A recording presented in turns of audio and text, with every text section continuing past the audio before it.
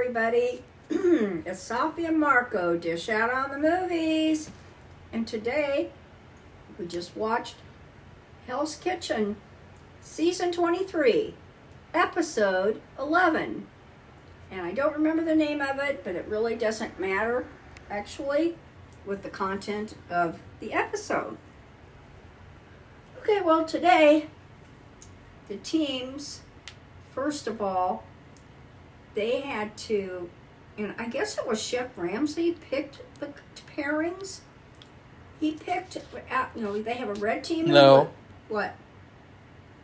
Didn't the chefs pick their own pairings? Like he would say the name of a chef, and then they would pick their partner, and then that's how it worked. I think that's how it worked, and I really like this challenge where the chefs were put up against each other, and they had to each cook a certain cuisine dish. So like a Chinese dish, a French dish, etc. And I thought that was fun because, in a way, you can look at this challenge like a mini finale, where the chefs are all like, you can imagine, like, what if these two chefs were in the finale? What if these two chefs were in the finale? And then you add on the creativity with the dishes. I gotta say, though, I was kind of disappointed in the dishes in general. Just the look of them, I guess. I don't know about Safi. She's kind of like zoned out. She's kind of like she's kind of like a space cadet when she watches television. She can't really. Yeah, my room is dark. It's basically like Count Orlok's castle. I have to put my flashlight on. Right, Safi? Isn't this like Count Orlok's place? Well, they went all over the world. They had a little flashing beacon, and it would land on things, and Marco even said one of them was China. So the pairings, which was on China, it was Kyle and Whit. And they each made, and now they don't make the same dish. They make whatever dish they're going to make. And then they had a very famous chef. His name is Vikas. And I didn't hear his last name. I'm sorry. I guess he's very famous, but all I got was his first name, and I apologize for that. But he had to judge which of the pair did the best. They give them a point. We've had this the whole season, where they would have some kind of competition, cooking competition, whatever, and Chef Ramsay, usually, he would pick the one who gets a point. I said, Safi, what do you think about the dishes themselves? Like, did they look tasty to you? Because not really. Usually, they didn't really stand out. Yeah, usually in these challenges, the dishes look really tasty and delicious. And I'm always saying in these videos, which we should say also, it's been a whole month. And it's in the first week of December, Safi and I were like, oh! We were like, are you serious? Like, we're not going to get to watch Hell's Kitchen until January? They're that lazy. Like, they can't put on an episode here or there. Like, even on my birthday was a Thursday. And it would have been so much nicer to, like, have that. Because, honestly, I probably would have been forced to get food to go. Yeah. And not had to sit down, because we would have had to be ready by 8. So that would have been so much better. Hell's Kitchen ruined it this year, or last year. But I thought that the best dish overall that I saw, in terms of like which dish would I want to eat, was Whit's. I thought Egypt's was, even though I didn't really see it that well. I didn't really see it very well. He made a huge. Apparently he's part Mexican, I guess. Well, yeah, so that's what he was in a pairing with. Anne Marie. That dish won the challenge for the men's Most team. Outstanding. But I thought that Wits looked the best because it kind of looked like a buffet of like a lineup of like these delicious food things, like I think like asparagus, and you had chicken, and it just looked really, really good. So I think that's the first time the whole season I've ever said that Wits food looked good. So. Well, the other countries represented were Greece. I didn't hear one of them. And then Mexico And the people, Amanda and Joe, who did Grease, they both cooked some kind of lamb. And I think they both got a point. But anyway, what did end up happening? They tied. And so, like Marco said, Egypt won. So in order to break the tie, you have to pick the most outstanding dish of everybody's. And Egypt won that. And he's won this before, I think at least 2 times before. And I think that really shows that I would say he's in the top running for the one he's going to win. Because he's had more outstanding dishes than anybody. And he just seems, after this kind of rocky episode where he missed his kids or something, and he wasn't getting any support, which he still, for some reason, they picked on him. We'll get to that, but in this challenge, he won the challenge for the team. He saved the day, as usual, and he continues to show that, like, he is definitely going to win the season.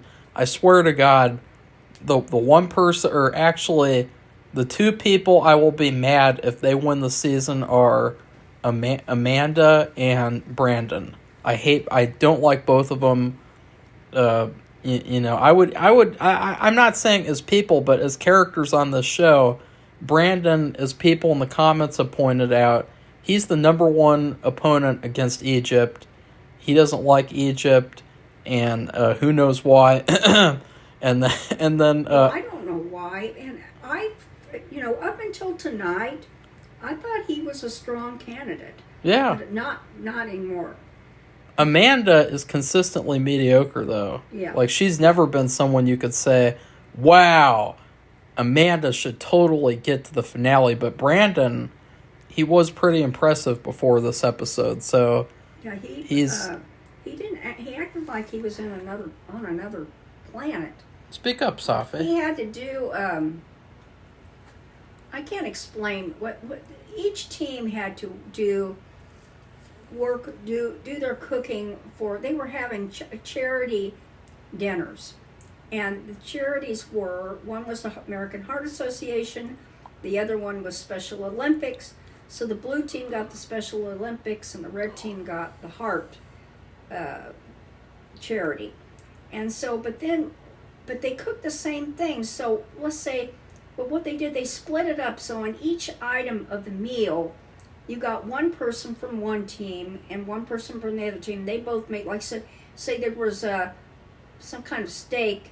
So each of those people had to get the steaks out, and they had to be cooked the same, and presentable and edible, and at the same time, and all the things that go with it, and it was so on. So every little piece of the meal was put by 2 chefs against each other. So I guess that little contest they had before they did this dinner was to prepare them for that. It was kind of a prelude to it. So anyway, why I bring this up about the meat especially was that Brandon and I don't know the name of the girl, but she has a scarf on her head, and she's actually, I don't think she's outstanding, but she's not bad. And Anne-Marie. No, not Anne-Marie. I'm talking about the one whose Hannah? husband committed. Oh, her name's Hannah. Eyelashes. Yeah, I don't know if she's I don't think she's outstanding. Oh. But she seems sensible, and she seems like she could be in a runner-up position. I don't know about her winning. Egypt, I really believe that he has the best chance of winning right now. But anyway, Brandon acted like he was. He just didn't know which end was up. Well, Safi, you don't act like you know which end is up either, because cut it out. You're jumping ahead. You're jumping ahead. You're like a frog. You know how frogs like leap all the way from one side of the pond to the other? Like, that's what you're like, Safi. You're like, I'm afraid I'm going to forget. Rabbit. I'm afraid I'm going to forget. Let's jump to that other topic. Let's jump to later in the episode. Rabbit. That's you, Safi. What do you think of that? You like being a frog? You like being a frog? Do you want to talk? Okay, what do you want to talk about? Would you rather be a toad? Would you rather be a toad or a frog? The losing team and what they got to do. Did you tell people how there's all these weird videos on Facebook that just pop up of like, and I'm not being racist, but like people in like Asian countries, and they're like cooking all these animals that are alive and I shit, saw one today. and they're With eating. the frogs. Yeah, and they're eating animals alive. Like that. I Like, thought, I feel like I should report them. it's so gross and like disgusting, that. and I feel like, frogs. you can say whatever about like quote unquote culture, like, you should respect like other people's culture, but if you're like cooking or eating like live animals, then fuck your culture, because like that's totally gross. I would not say that. Don't Why? ever say that. It's true. But you just fuck don't, that. we don't That have, shouldn't be a part of any culture, Safi. They can get that out of their culture. They have to outlaw that. They should say, no, that's not okay. Instead of being like, oh, it's acceptable because it's their culture. No, it's like, fuck that. No.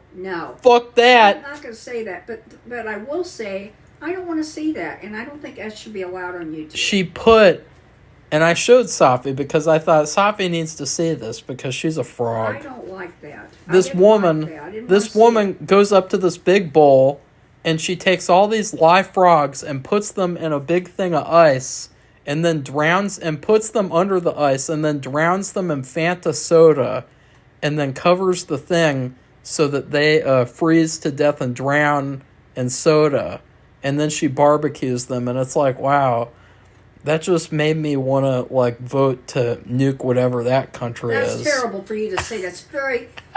He's joking, so don't believe what he's saying.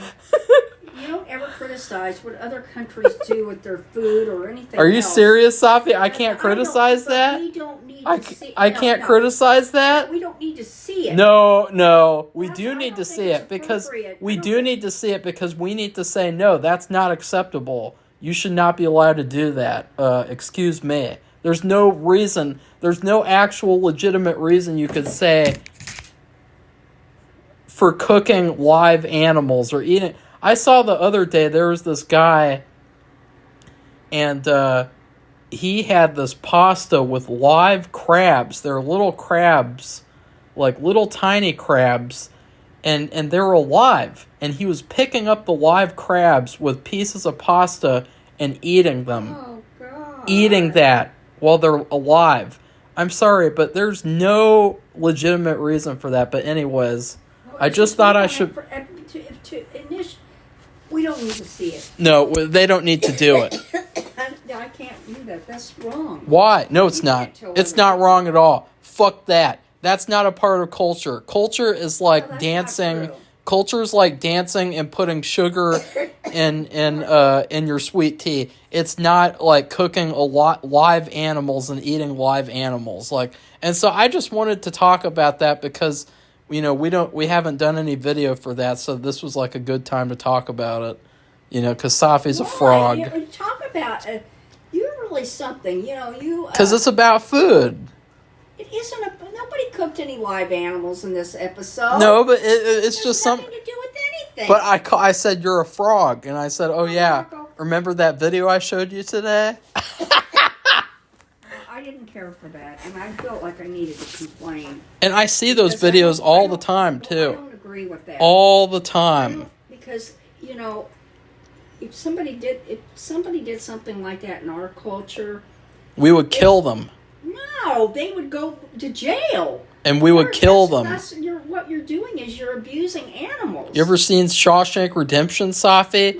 It would be. Movie. Remember that part where the head gang rapist gets put in the cell with the evil guard, and the evil guard has found out what he's done, and the evil guard beats him to death or beats him until he can't eat anymore, for the rest of his life. That's what we would do to him if they did what they did in those videos here. True. That's what I would do. But the law, they would get in trouble with the law. You're not supposed to.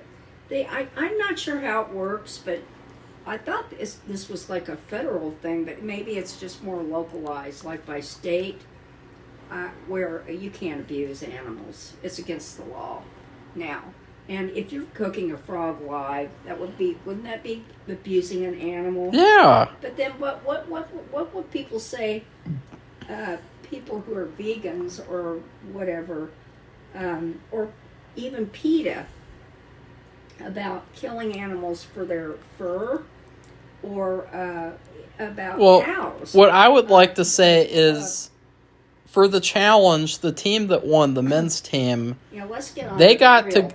they got to go to a Native American museum, Pequot. and then Pequot tribe. they got to eat food from the first ever Native American James Beard Award winner. And I thought that this part was kind of a letdown because they mentioned what food they were eating. I didn't get to see it. But I never saw the food. I didn't get to see it, and so I agree. That's bad. I was really disappointed that I was too. Okay, Safi, stop interrupting me. I was really disappointed that we didn't get to see the food there because I thought that. And then the women's team, they didn't really get punished at all. They just got told they had to make all the cupcakes because for the charity, they wanted to have like these surprise gift cupcakes that people could take on their way out. And honestly, when I heard that, I thought, this isn't a punishment at all. It sounds like a lot of fun. Yeah, but most of them complain because they don't make desserts. Yeah, most of them, they can't handle it. They're not MasterChef material because they were cupcakes. So what? Well, I mean, I don't know what the complaint was. I mean, they didn't have to make a ton, and so I thought that was stupid. But I know. But most of them didn't like it. But imagine, Safi, you're complaining about making cupcakes when in other seasons, of course, and this is something else too. I've noticed that the punishments this season have been really lax. Like in other seasons, they've had to drink milkshakes with crickets in them. Remember that, Safi? Like gross milkshakes and stuff like that. And these punishments, they make you not want to get the punishment. But in this season, for some reason, they're just like, oh, why don't we reward both of them? I mean, making a cupcake would be a lot of fun. I'd like to make a cupcake right now. I just got an idea for a cupcake, Safi. You know sweet tarts, Safi? Mm-hmm. What if you made a chocolate cupcake with sweet tart icing? I just thought that's what you were going to say. But wouldn't it be better if it was a white cake? Either or. But you could have the neon green, and then you could put the pink on top of that, and then you could put a little sweet tart right at the top. That would be a really good cupcake. What about you, Safi? Do you have a cupcake idea?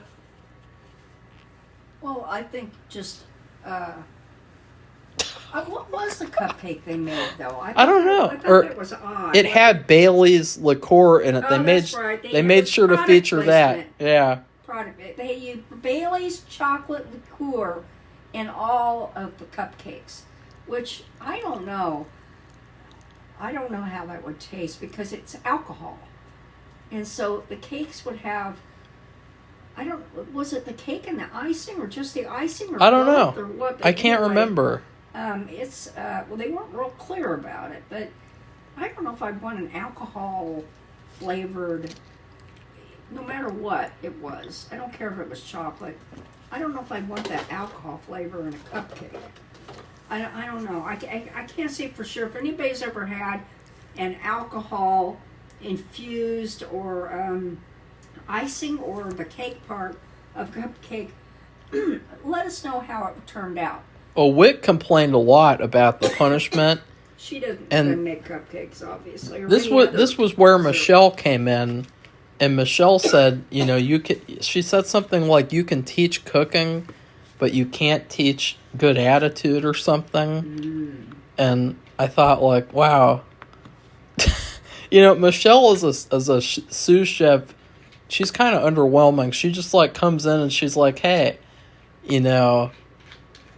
little tiny quote, bye, and then she just left, and it's like, wow, well, I think what an she's inspiration. Trying to remind them of, they're all. She's not very involved though.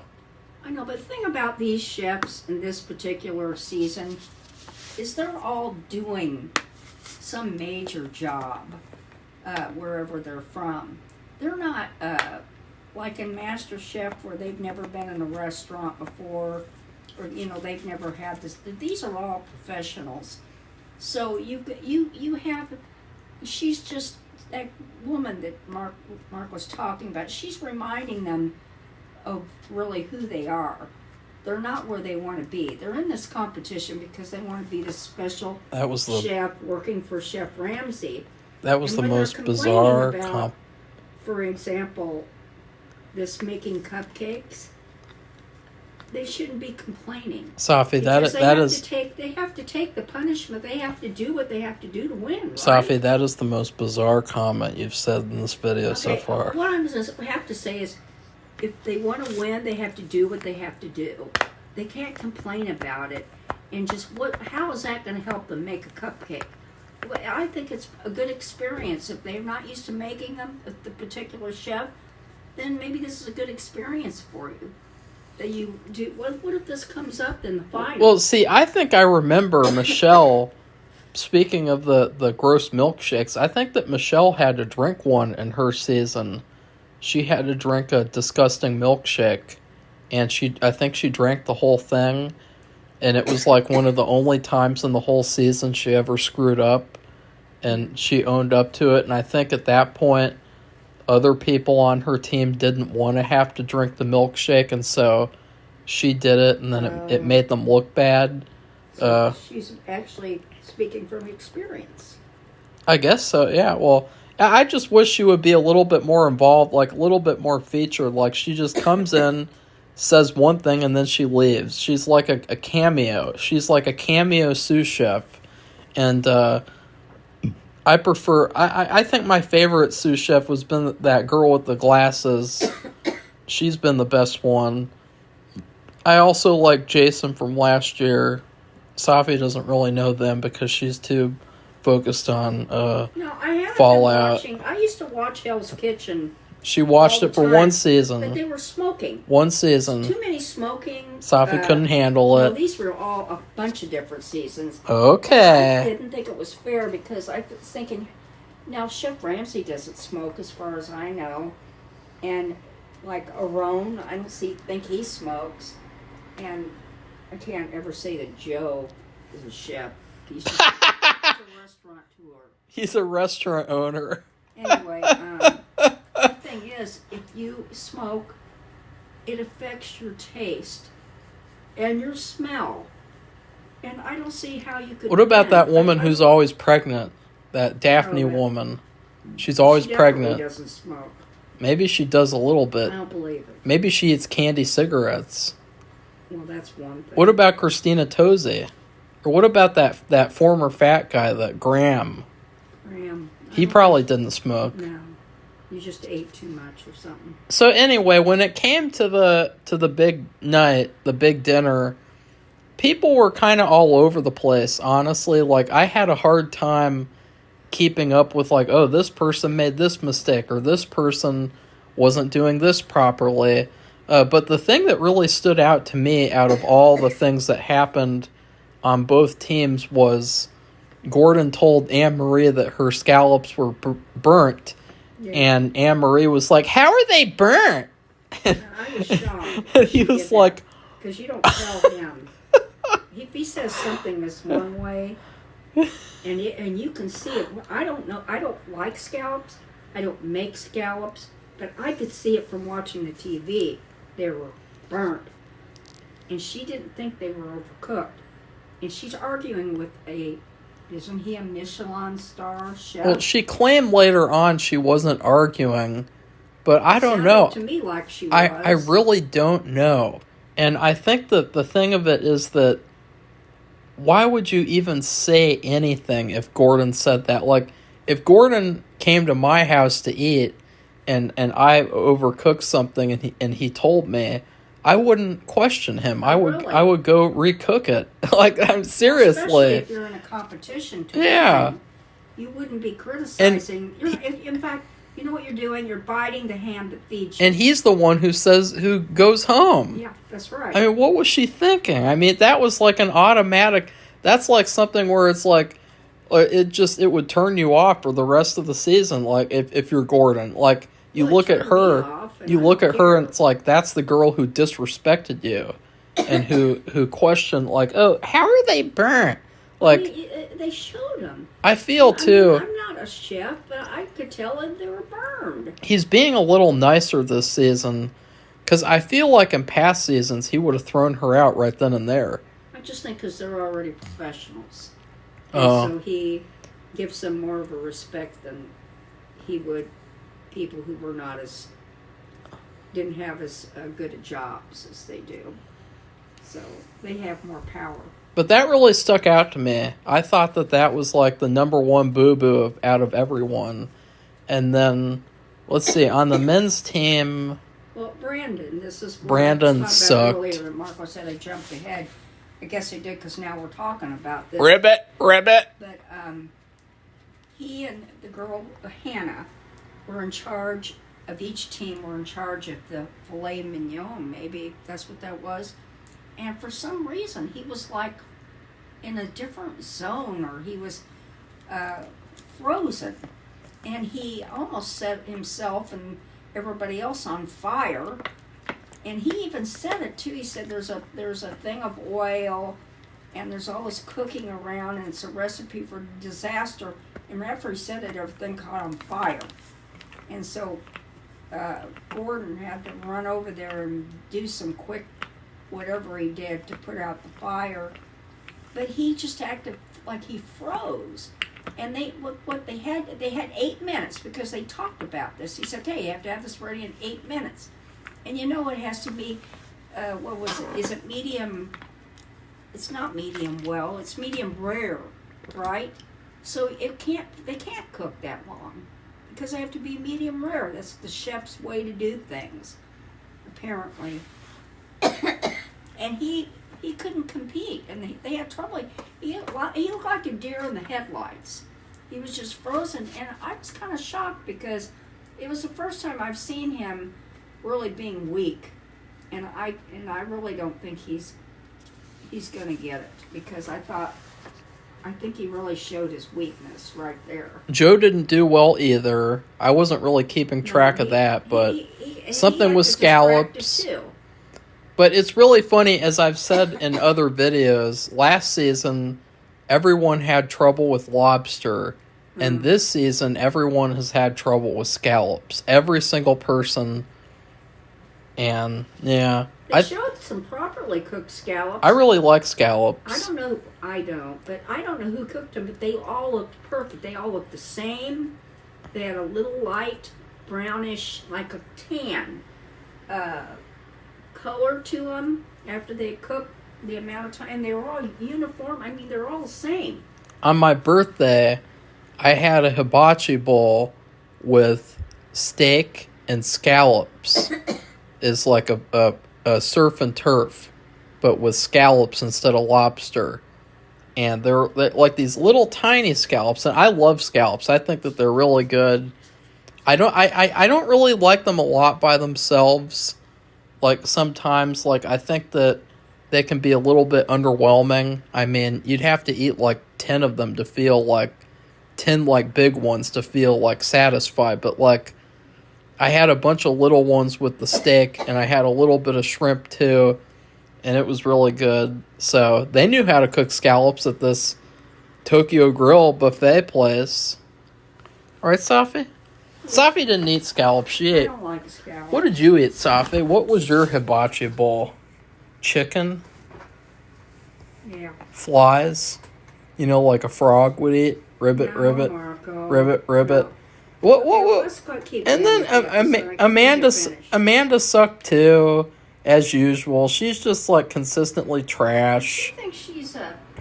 She thinks she's going to win. I mean, Yeah. she's so confident. She's so much better than everybody. I think she's full of, you know what? She's kind of like that guy from last season who said that he got sexually aroused when he shook Gordon's hand. She's delusional. That's kind of... I don't know what she's thinking. I don't think she's going to win at all. I Not don't think in- she's going to even be close to winning. Not in terms of the sexual arousement part, but in terms of the overconfidence. Because that guy from last season, he really thought he was like the greatest thing in the universe. And he thought he was the best. And it's very similar to her. And I feel like she needs to get sent home like yesterday. Right, Safi? Well, it was between her and Anne Marie. Anne Marie went home. That should be sent home. Yeah. And I mean, we have been going on like this for, well, before the stupid break, but for weeks. It was really her and Anne Marie. Yeah. And now Anne Marie finally got sent home. But Finally. This girl needs to go home. And she's terrible. It was funny though because she messed up the service too. Yeah. They were waiting on her. She wouldn't say anything, and they have to say that they've been going on and on about it. Now these people all work in highly responsible jobs, and let's say the rest of the team is waiting for your scallops or waiting for whatever you're cooking or doing for the dinner to be done, and they say, okay, when do you want to have when do you want us to have this ready, or when is your food ready? And she doesn't say anything. And that's what she did for tonight when they were working on this dinner. They were asking her, and I heard, and the Hannah, I think, said, what's her name? With the red hair, she said she's being quiet tonight. And that isn't I'm not gonna put up with that or something, but she was. They were all asking her, all the different women chefs were asking her, is that ready, or when do you want this, or whatever, and she wouldn't answer. And she thinks she's going to be there the rest of the competition. The funniest part was after the eliminations. Amanda did this little interview where she said something, and both Safi and I went like this. Ugh. She's terrible. I mean, I can see some of the others. I don't see how they're going to make it, but they're not so, what would you call it, braggadocio or whatever, where you just braggadocio. What the hell is that? Well, like she thinks she's going to win. Braggadocio. She's not even close to being. The rest of them, the weaker people That's a word. Braggadocio. Yeah. The weaker people, they're not going on about how great they are, like she is, and she's worse than they are. What the hell? So it's the person who's the weakest is bragging the most about themselves. Where does that word come from? Is that an Italy word? Italy word? An Italian word. Braggadocio, isn't it a word? It's a word, but where did it come from? It's just that's like a real word I just couldn't believe it. She's saying. Didn't she say something like, remember that famous, what's his name, the guy who played Moses, you have to take that, and he was in charge of the gun lobby. What? So you have to pry that gun out of my cold, dead hands, because in that movie about Moses, you have to pry something that was in the movie out of my cold, dead hands. This says braggadocio means not only bragging, but bragging about something that's not true.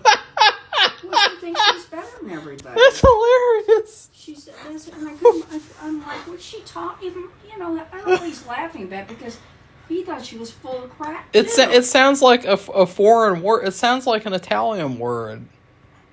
I don't know, but I thought she needed to be sent home for weeks, and the fact that she's still there kind of blows my mind, because she's not good. And like I said, there's other weak people there too, but they're not sitting there bragging about them. Like Kyle. Oh, Kyle did brag at the end of this. He said, I was in charge of the whole kitchen, and I did everything, and I was amazing tonight. Kyle that's another one. He's a stayed. dipshit. It was between Joe and Egypt, and here we go again with Egypt and his team, where they're so biased against him that they put him in the bottom two for no reason, and it's like, oh, here we go again.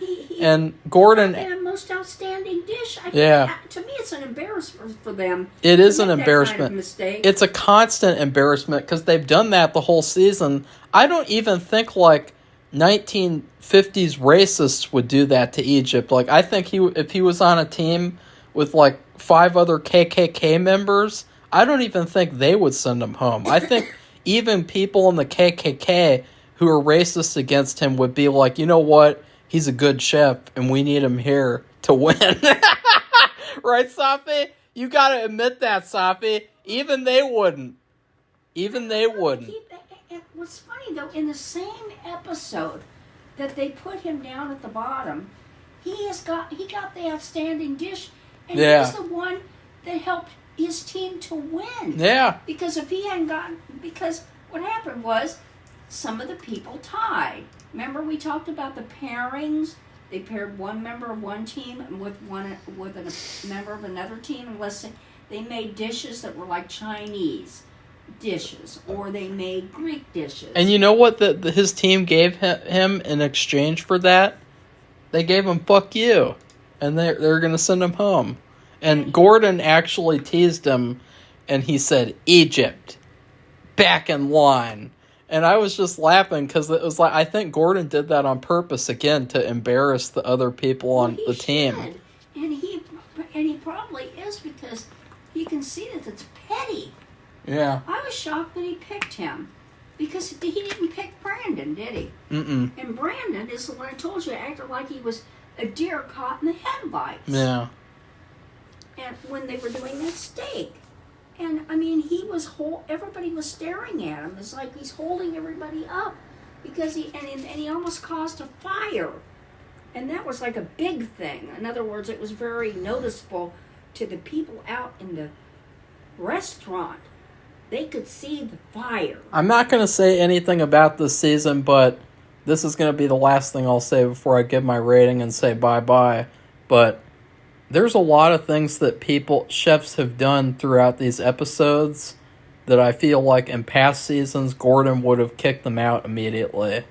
Well, because of their positions. He would have kicked them out during service. Like, I remember a couple of seasons ago, one chef got kicked out during the service because they were using a thermometer to measure the temperature of meat, and another chef got kicked out immediately for like laughing, I think, or something really bizarre. But it was just so weird that, like, oh, we're just gonna send people home now for like little tiny things like that. And it's like, I feel like there's a lot of chefs this season who have kind of gotten to make a bunch of mistakes because maybe like the competition isn't that good this year after all. I mean, you got Hannah Banana, and you got the King of Egypt. And that's it. I think Egypt that's is it. Really, yeah. I really kind of agree. I don't know. I don't think Hannah could beat Egypt, but she's not a be-out. She's not a braggart. Is she braggadocious, Safi? A braggadocio. No, she's not. In fact, there was this part where she talked about her husband. He committed suicide. Safi, why are you mentioning that again? I know. In other words, she's not. She just. Why are you mentioning that out of nowhere? She's doing the best she can, to me, and but anything that's and she was picked. She and Kyle, and I don't know how he picked them. They had to pick, and this was another different thing. Usually it's been the losing team. So let's say the blue team lost, so they had to pick two people. Or the red team lost, they picked two people. Well, they had to each pick. Hannah and Kyle were asked to pick two people from their team who they thought should be eliminated. And I don't know, I think he said why he picked them to do this, but I didn't hear what it was. I would give this season, I would... We're not even on that yet, but I can imagine. I'm just tired. I'm tired too. I would give this episode a B. I thought it was entertaining enough, except for the times when Safi would piss me off. Oh, Marco. Safi, what would you give this episode as you're about to fall asleep? Yeah, I know. I'm really tired. I think I give it the same thing. I don't understand their attitude about Egypt. He's not a jerk. No. He's just a nice guy. He's a very nice person. He's not like overly nice where he's weak and you can walk all over him. He's not like that either. I don't get it. And the only thing I can think of He's just a is nice they know guy. he's the competition. Yeah. And they want him out because of that. Not because he's a bad person, a bad chef, or anything. And he's, to me, like Marco just said it, he's like, if you ranked all the people, and I won't even bother ranking the rest, but he's on top, and Hannah's second to him. And then the rest is like falls down below. Egypt just stands there and breathes, and his team will say he needs to be sent home. Yeah. Like, that's basically what they do. They've done the whole season. And I'm sick of it. Yeah, I'm sick of it too. Because the thing is, it's so ironic. Because he had the most outstanding dish. It's also ironic now because everyone on his team except him has gotten sent home. But the thing is, it isn't even Chef Ramsay picking his dish as the most outstanding dish. It's a guy the visiting chef who's never met him before. Never met him before. And he can see how good his food is. I'm glad that Brandon and Kyle didn't get to tell him that Egypt is bad and not to vote for him or something. Because that's what they would have done, you know. Because, like, that's what they've done the whole season, I guess. I know. Well, Kyle, to me, he's very substandard. And so are you. He's just a loudmouth. So are you. He's another braggart. And Brandon, I think Brandon might have been shocked that he wasn't picked because he knew he was weak, and but he didn't say anything, so you never heard what he said. You know what he thought about why he picked Egypt and the Joe. So anyway, it's frustrating to me that they would because I mean if it wasn't for him, that blue team, they wouldn't have gotten to go to that special Native American, it was Pequot, museum, or had a special Native American Pequot dinner, which who could say they'd done that? I mean, nobody on this planet, except these people in this area. How many, can you go have a dinner made by the Pequot people? What they eat and the whole special dinner? No. Come on, Safi. Well, you're just like, you're overstaying your welcome at this point. I know. I'm really tired and trying to stay away. Remember what the people who made Better Call Saul said? You have to know when to leave the party. Okay. Right, Safi? I'm giving it a B, too. I really wish... You gave it a B 10 minutes ago. I know, but if they don't... I feel like... I hope Egypt really wins and, like... washes their faces in it. Well, see, all the ones who picked him to go. What I think is interesting is, remember, in the finale, in order to pick your team, each contestant gets to pick from all the past eliminated people. So who is Egypt going to trust to be on his team? Is he going to let Brandon and Kyle going to be on his team? I wouldn't think he'd pick Kyle. I would pick... If I were Egypt, I would pick all women. Because at least you know that they're on your side. I bet that if he picks one of the guys, they're going to sabotage him on purpose. Especially Brandon or Kyle. Because they're jealous. I don't know if Brandon would do it, but yeah, they would. Come on. Brandon kind of thinks he's better than everybody too, but this time he acted like a deer in the headlights, but he knew it. And he didn't say anything. He was very quiet. When they were picking two people, he didn't say a word. So he knew that he was bad and that he probably should have been picked. So I give him credit for that. At least he's not pretending like he's better than everybody in that episode because he was one of the worst. So I think that's a good thing to say about him. Anyway, So that's it. We just talked about it a lot because we've been wanting to watch this, and we've had to wait a whole month. For a month. A month to watch, and this is ridiculous.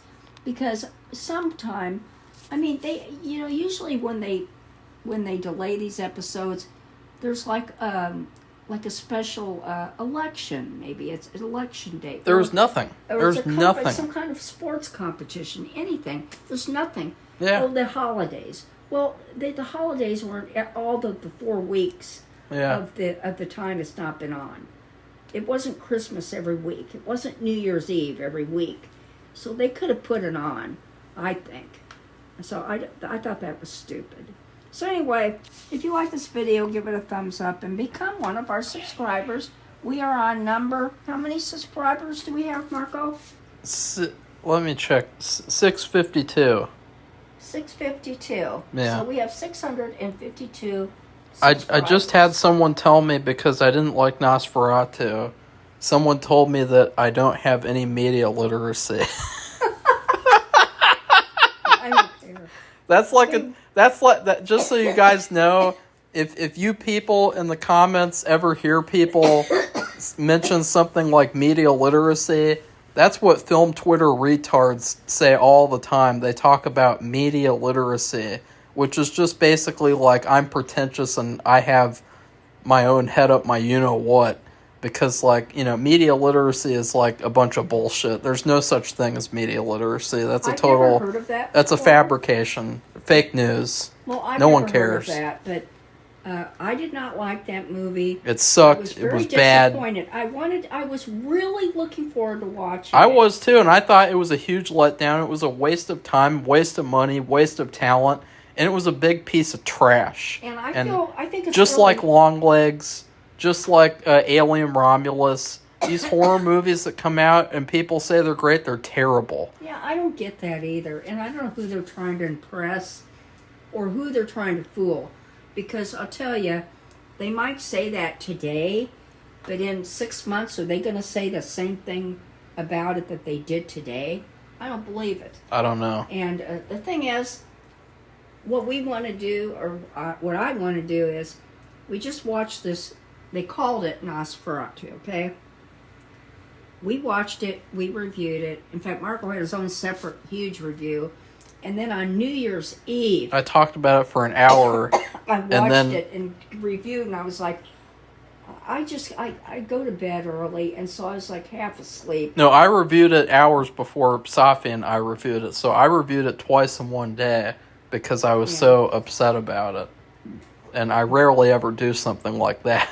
In fact, I don't think I've ever done that before. I don't think I've ever filmed and uploaded the same review for the same movie twice in one day. But we're going to Not watch same the review. silent movie Yeah. with Nosferatu, because I believe, and I have seen little pieces of it, that it was made 100 years ago or something. And I believe the makeup for the Nosferatu was about 1,000 times better, even though it's very little things, but it's little things that made him look a lot scarier. And then The thing that the I'm... whole thing, I just thought I just think the movie was better. What I'm worried than this about... huge production where they spent millions of dollars. In that original Nosferatu, which was silent, they did not spend millions of dollars to make that movie. Well, what I'm worried about is the fact that, with silent movies, there's a million different versions of them because over time they put different music over the whole movie. So there's all these different versions of, let's say, Phantom of the Opera, and it's hard to find like the best version of the movie because I have... Well, okay, I won't get into it now. Well, But I want to find like the best version that I can find is what I'm saying, like with the best music, because the music is important. I mean, it's not really a silent movie. It's got music, at least. Yeah, the thing is, just his features alone I thought were scary. Yeah. But in this new one, brand new, where they spent millions of dollars, it just looks like he's got a disease, like syphilis or something. Yeah. And I can't even believe it. And Marco had, and I don't know if they showed it in the movie, but he had a picture from the internet they were basing this Nosferatu on. And I don't know, I guess it was the basis for the other guy, but I don't remember ever seeing that before in my life. But anyway, we are going to review the silent one and just make some comparisons. I thought that would be good. It's not very long, And I wanted to say, I don't know if Marco posted it, but he just had his birthday, and he wanted a, quote, Nosferatu cake. And we were trying to figure out how it would be, to best represent like Nosferatu. And what I mean by that, his face or his character, somehow, his hands, something. So I talked to the cake maker, and they have a copyright thing, so they're kind of limited in what they can do, but they had this special picture with, you have the gate, like a gate, one of those iron. It's a staircase, Safi. Oh, okay. But you have the outlines of his hands and his face. It shows through there, and it's very effective. Yeah. And it's scary. Yeah. And it didn't cost millions of dollars to do the picture. It's from a picture from the movie, I think, is what she said. Yeah, the original movie. The original yeah. movie. So that's why I'm saying the simplicity was much more effective than the complicated. Okay? And cheaper, too. So, Safi, That's it. So, goodbye, everybody.